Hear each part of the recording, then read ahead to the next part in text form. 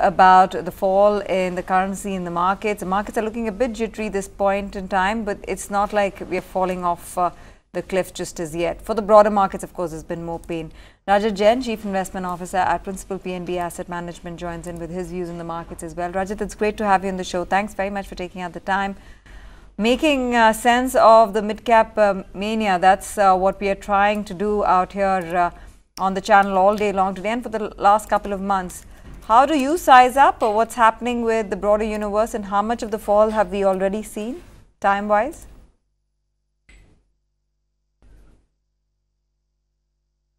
Oops, okay.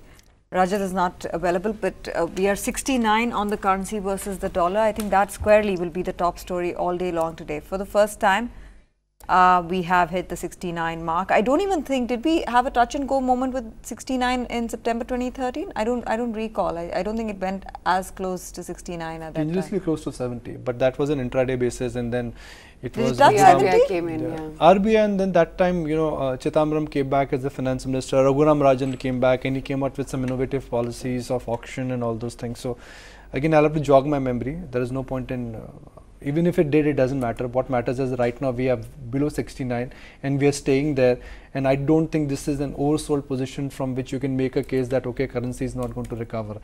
Now the problem is that if you're a global investor, what do you have to deal with? You have to deal with a falling market and a depreciating currency, and that is a horrible combination for you to have if you are a foreign investor. And in portfolio investor, the returns will now start evaporating. Indian markets, in a sense, India has been a very strange market for an foreign institutional investor. If you invested in India, let's say 3-4 years ago, it gave you a lot of promise. It gave you a lot of front-ended returns.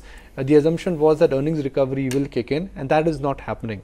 And now you got a serious adjustment in mid and small cap stocks. Everyone is blaming it on the recent run-up. But I guess somewhere we must realize that there is a orientation change in the way how things have moved in the past versus how they would move in the past. Both in terms of capital allocation, macros are changing, interest rates are going higher. So there is definitely a sharp adjustment which is currently there in the mid-cap stocks. Rajat Jain is ready. Can we connect with him? Okay, he's not ready. It doesn't matter. Just one of those days where things are getting choked up for us. So rupee at 69, and with markets falling further, I guess it's a very horrible combination to have. You know, it's the same breath, Nikuj, that we left yesterday with 176 stocks, as I can see on my screens within F&O, standing to the declines, with just 32 names standing to the green line. And that's also, you know, largely those IT names. Infy is up 2%. There's HCL Technologies, which is holding out. And then there are some moves on a TCS and Tata Steel. Maybe now that it seems like there could be some relief when it comes to, or rather some headway when it comes to the ThyssenKrupp merger.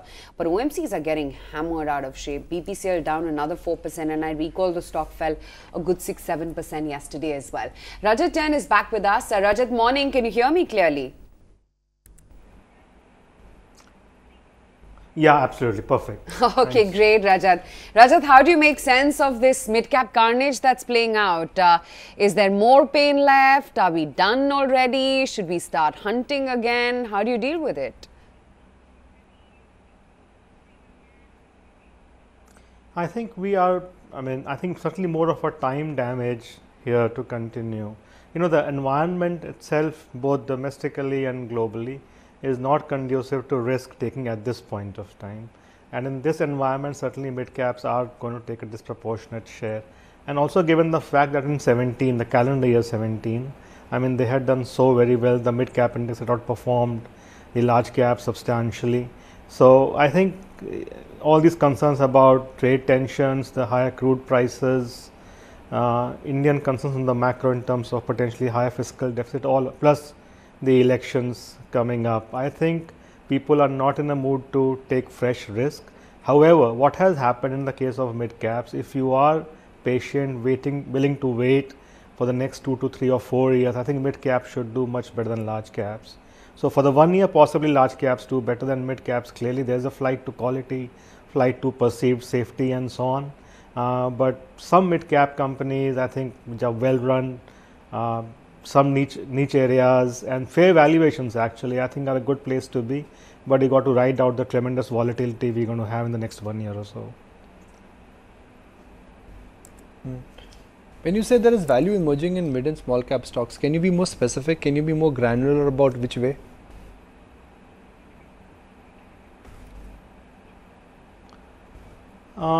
No, I mean, without getting into specific names, but these are companies. See, if you look at mid caps that people have, it is companies which have turnover of 2, 3, 4,000 crores.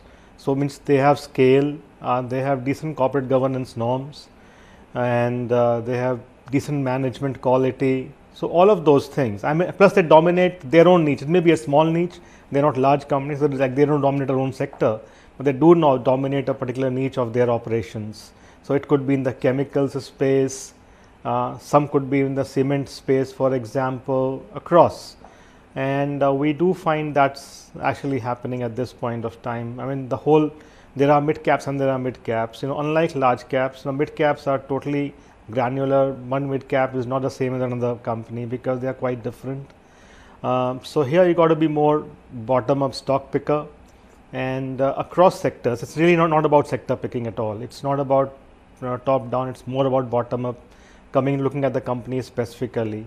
The point is, yes, now at this point of time, everything is getting beaten up. I mean, people don't want mid caps, and the problem is liquidity is not great in these names generally. So even if there's nothing wrong fundamentally with them, just because somebody's come to sell their positions, it's just going to take a disproportionate knock on their stock prices. So this becomes a good opportunity actually to stock pick, but then you got to be patient. I think probably next 3 to 4 years, but mid cap should do well from here over that time period, certainly. Are you largely going to go with the currency related themes? So exporters, we are looking at IT and pharma as the contra plays in the market right now, purely from a valuation standpoint. Is the allocation likely to increase in these two sectors, or are you going to go ahead with a broad brush of exporters? Bajaj Auto, for example, has a big export business. So, anything to do with the export market would be beneficial in this sort of an environment. Yeah, I mean, yes and no, in the sense this currency is not a long term. In the long term, it all comes out in the wash. In the long run, currency is not a theme that, unless you really have a call that Indian rupee is going to continue depreciating substantially from where it is now, say 68 plus, it depreciates constantly from here. We don't think so. So the fact is, yes, I mean, we do have IT, we are neutral in IT in our portfolios. Pharma, we have across portfolio 3 to 5% of our portfolio in pharma stocks. So it's not that we are playing exporters as a theme. You really have to look at it from the companies themselves and their valuations and so on. So yeah, to answer your question, we are not looking at exporters or rupee people who get their earnings in foreign currency and gain from a weaker rupee, because we don't think that is a sustainable story. Yes, at this point of time, the rupee is certainly weaker, but I don't think it is a long-term story that you can play on. Rajat, within large caps, do you think money would be best made by sticking with IT and pharma, or would you say that right now is the time to extend that list out and away from those 15-20 names which have done well year to date?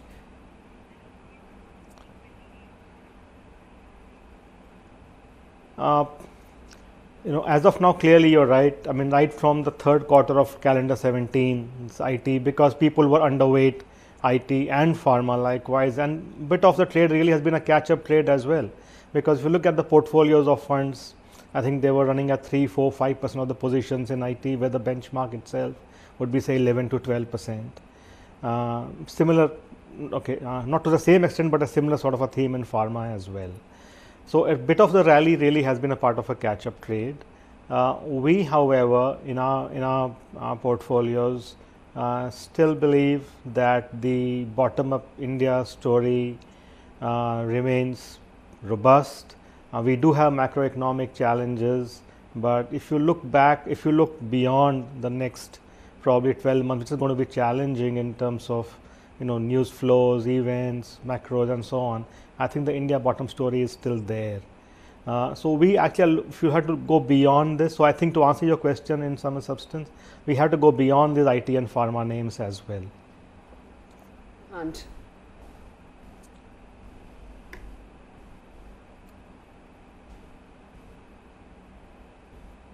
Rajat, where outside of IT pharma would you hunt within large caps? No, I mean, I think clearly if you look at our portfolio positioning, I think financials, because although the benchmark weight is substantial, though we do have about, say, the 23-24% of our portfolio in financials across banks, both the retail, traditional retail facing banks in the private sector space, some corporate facing banks, private and the PSU owned space, the large PSUs banks are there. I think which look attractive at this point of time. You know, the news flow is, the sense is that most of the stressed assets in the, as far as corporates are concerned, seem to be getting over, but for one problem area of power sector. I think power sector still has some problems going ahead, but I think that if you look back, if you look at power itself for the next, say, 12, 18, 24 months out, I think if the economy does recover, I think we are power cells, there will be a demand for power. If you look at the current merchant rates, for example, it's not something that's going to sustain, but the point is that the demand does come back, and merchant rates now are about 5 to 6 rupees now for power. So yes, ultimately I think power also will come out of stress, though clearly that is an area which is under stress at this point of time.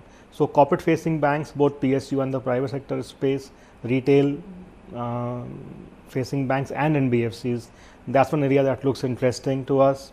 Autos, it's a diversified portfolio, but I think the consumption theme is still decent. So two-wheelers, we have farm equipment suppliers. I think there's a strong demand for farm equipment at this point of time because of the strong spend the government has in the rural areas, and so I think there's a good space for those kind of companies.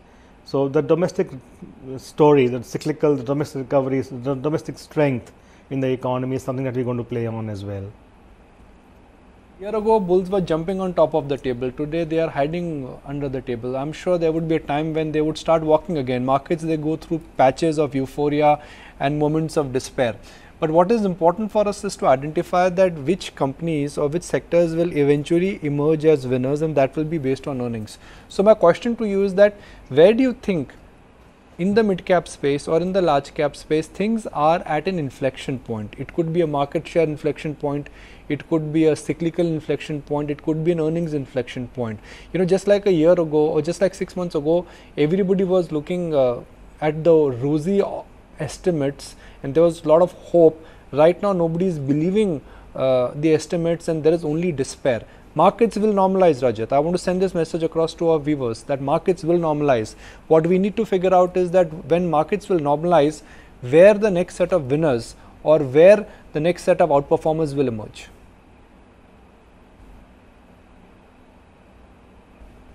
I think you absolutely said it right. You know, ultimately markets are a slave to earnings. It's an old because you know, if earnings keep coming, markets cannot keep ignoring them. Yes, as of now, the macro environment really is affecting the markets more than anything else. And as I said earlier, we certainly see earnings recovery in corporate banks. That's one area, and we should see earnings partly because of base effect. I mean, this year was a terrible year, so simply on a base effect. But even otherwise, I think sustainably we should see things recovering there. Some NCLT issues get resolved. I think most of the, I mean, it's a sort of a consensus now that the recognition seems to be in terms of NPA recognition. The banks have taken that. It's a question of resolution now. I think that's one area which is certainly going to see some recovery in earnings clearly going ahead.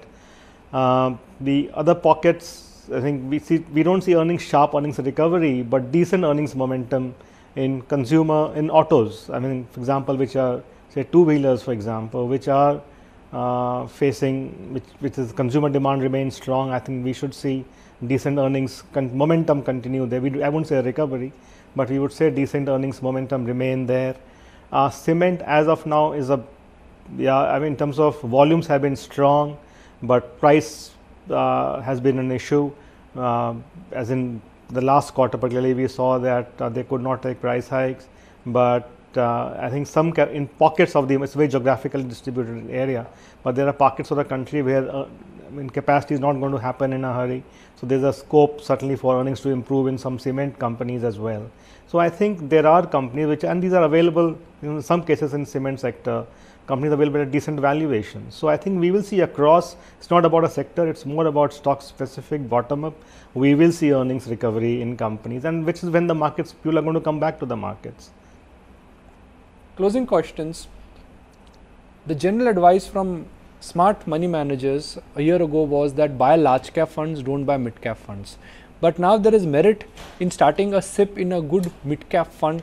The asset allocation which was, for example, we had Dhirendra Kumar a year ago, and he came on the show and he said that I would urge 18 of viewers not to buy mid cap mutual funds. Don't start a SIP in mid cap mutual funds. But do you think now the risk reward ratio is very favorable for SIP investors in mid cap funds? It's a very generic advice, but your advice matters.